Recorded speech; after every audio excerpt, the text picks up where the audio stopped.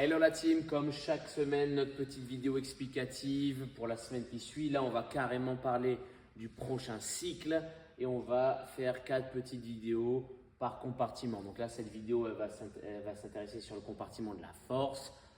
On va démarrer en semaine 42, ça va nous amener jusqu'à la semaine 49 compris, c'est-à-dire la deload. Donc c'est 2 microcycles de 4 semaines avec à chaque fois 3 semaines on, 1 semaine de deload et on repart. D'accord ?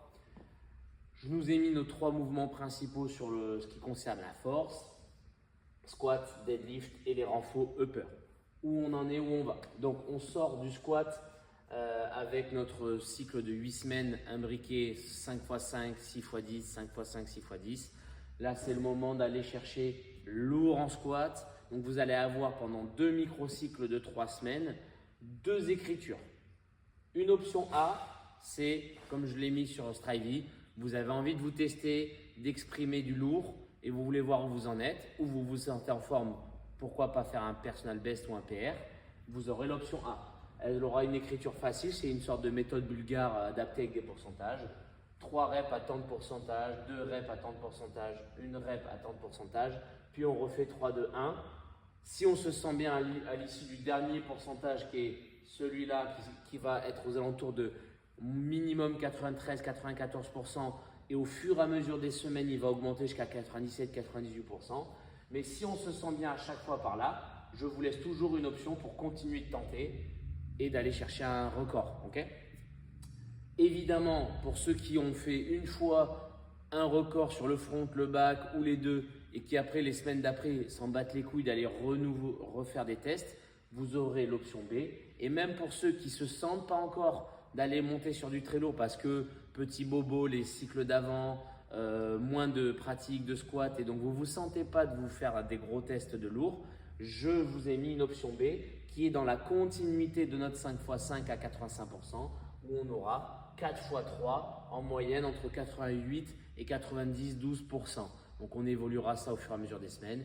L'idée c'est d'avoir dans tous les cas que vous choisissez l'option A ou l'option B, 12 répétitions, moins de 15 total sur l'ensemble du schéma. On drop le volume, mais évidemment on a des pourcentages qui augmentent un petit peu en termes d'intensité. Voilà pour le compartiment front et back squat pour l'ensemble des groupes, que ce soit polarisé ou la prog compétiteur.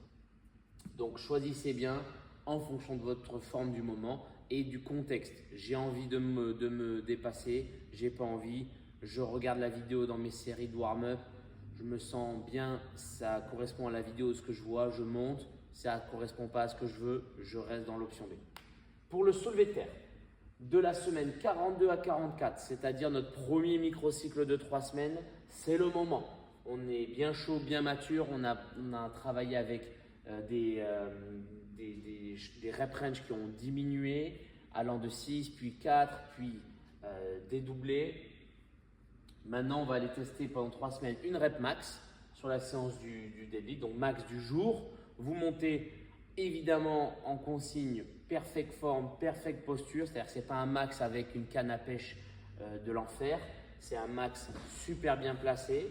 En fonction de ce max du jour, on note la charge et on fait après 3 ou 4 x 4 à 85% pour continuer le travail de force. Donc attention, c'est uniquement le seul prochain microcycle de 3 semaines. Derrière, on aura des cluster sets avec de la répétition à des pourcentages inférieurs, sous maximaux, entre 88 et 93% des nouveaux max. D'accord ? Mais grosso modo, on ne va pas faire 2 microcycles entiers de tentatives de 1 rep. On va faire 3 semaines pour que vous ayez dans les 3 semaines un jour où vous vous sentez bien pour faire un max en deadlift et les autres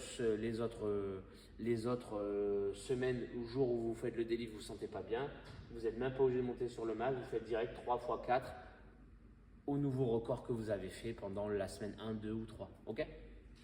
Voilà pour les 8 prochaines semaines de deadlift. Une rep max et 3 ou 4 x 4 à 85%.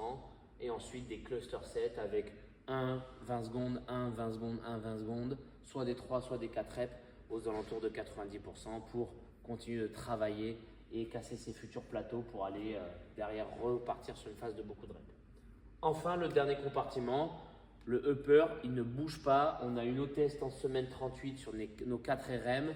On reste et on travaille dans l'idée toujours 2 ou 3 sets max à la même charge pour espérer petit à petit évoluer jusqu'en semaine 47-48 et être capable de voir dans vos scores, allez, 12, 13, 14 reps. Ça veut dire qu'on est capable de passer d'un 4 RM initial à un 6-7 reps et c'est vraiment très très fort si vous arrivez là. Donc pour ceux qui sont dans les 12, 13, 14 reps à la vraie charge de votre 4 RM initial, vous avez vraiment pris en force. Et donc tant qu'on n'y est pas, on progresse tous vers ça. Et ensuite, on refera un nouveau test sur un nouveau rep range sur les hauts du corps et on évoluera comme ça tranquillement. C'est le mieux pour prendre en force sans qu'il y ait trop de contraintes sur le système ostéo-articulaire et tendineux du haut du corps. J'espère que j'ai été assez clair sur ce qui va suivre pendant ces 8 prochaines semaines de cycle sur le compartiment force. Je vous souhaite une bonne semaine à tous.